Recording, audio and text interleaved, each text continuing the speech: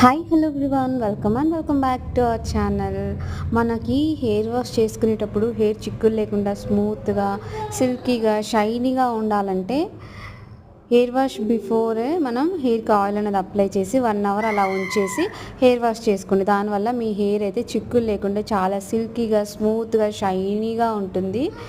Hair fall control అవ్వాలన్నా సరే hair wash before హెయిర్కి అయితే ఆయిల్ అనేది అప్లై చేయడం చాలా అంటే చాలా మంచిది. దానివల్ల మీకు హెయిర్ వాష్ చేసుకున్న తర్వాత చాలా మంచి రిజల్ట్ అనేది ఉంటుంది.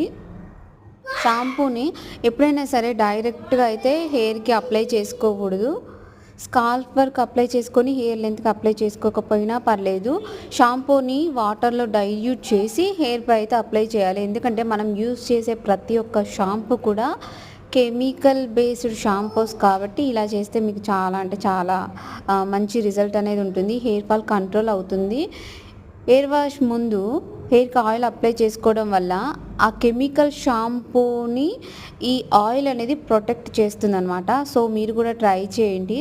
బాగా చిక్కులు కడుతున్నాయి, హెయిర్ వాష్ చేసుకోవాలంటేనే భయం వేస్తుంది అన్నవాళ్ళు ఇలా ఆయిల్ అనేది అప్లై చేసి ఒక 1 అవర్ అయిన తర్వాత హెయిర్ వాష్ చేసుకోండి. టైం లేదనుకున్న వాళ్ళు హాఫ్ అన్ అవర్ లేదంటే పావు గంట, 20 మినిట్స్ ఇలా మీ ఫ్లెక్సిబిలిటీని బట్టి మీరు అప్లై చేసుకొని హెయిర్ వాష్ చేసుకోండి. చాలా అంటే చాలా బాగుంటుందన్నమాట.